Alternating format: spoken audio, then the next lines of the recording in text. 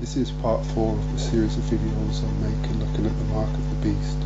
In the last video posted I mentioned that in this video I'll be looking at Daniel chapter 7 and looking at how certain kingdoms have been responsible for perpetuating the false religious system that was set up before the flood and continued after the flood by Nimrod, the mighty hunter before the Lord.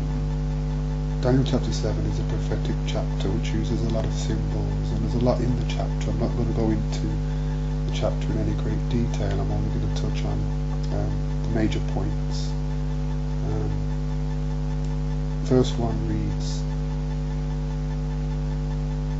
"In the first year of Belshazzar, king of Babylon, Daniel had a dream, and visions of his head upon his bed. Then he wrote the dream and told the sum of the matter." So basically Daniel has a dream and writes down what he sees and an interpretation thereof. Verse 2 reads, "Daniel spake and said, I saw in my vision by night, and behold, the four winds of heaven strove upon the great sea, and four great beasts came up from the sea, diverse one from another." That's verses 1, 2 and 3 so far. Daniel looks out upon the sea, and we know in symbolic writings that sea or waters represents people. See Revelation 17 and verse 15. He describes the fact that there's a wind, a strong wind blowing on the sea. Winds in symbolic language denote strife, political commotion and war. See Jeremiah chapter 25 verses 31 through to 33. He describes four beasts rising up out of the sea. A beast is a kingdom or an empire, Daniel 7 verse 17. So in essence Daniel is looking upon the people of the world and is seeing different kingdoms chronologically rising up from amongst the people.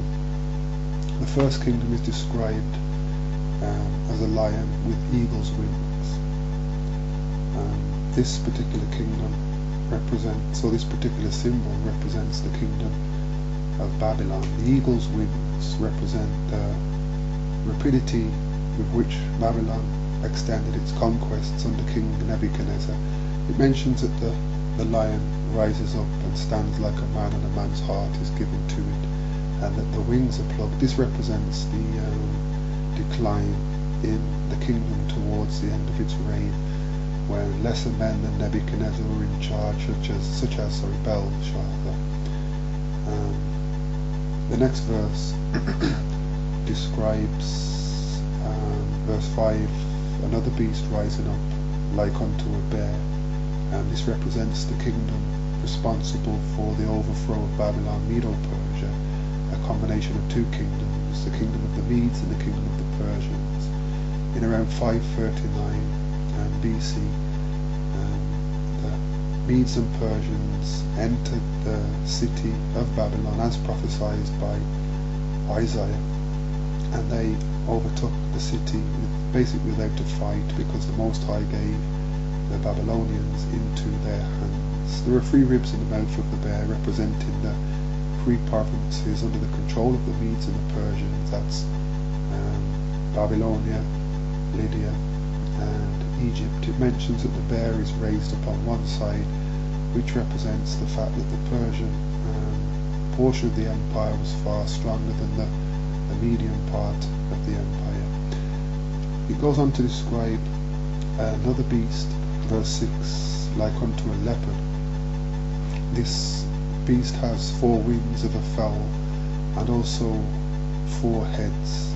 The third kingdom represents the kingdom of Grecia, initially under the leadership of Alexander the Great. The four wings represent basically supreme rapidity, and we know when you look into history just how rapidly the kingdom of Grecia conquered the then known Western world. And the four heads represent the four generals who eventually took control of the Grecian Empire after the death of Alexander. They are Lysimachus, I'm hoping I'm pronouncing them properly, Lysimachus, Cassander, Ptolemy and Seleucus. The Persian Empire was conquered by the Grecian Empire in around 331 BC. The next verse describes a fourth beast described as being dreadful and terrible and strong exceedingly.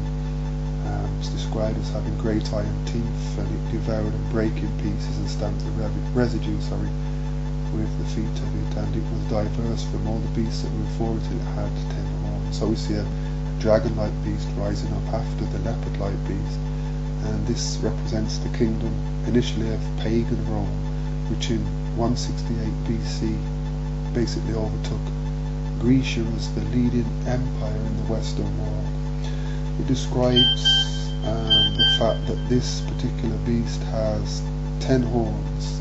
I'm going to close this video here, and in the next video I'm going to look at the 10 horns and some other things connected to this dragon-like beast. If you have any questions about what I've said thus far, please ask them in the section below.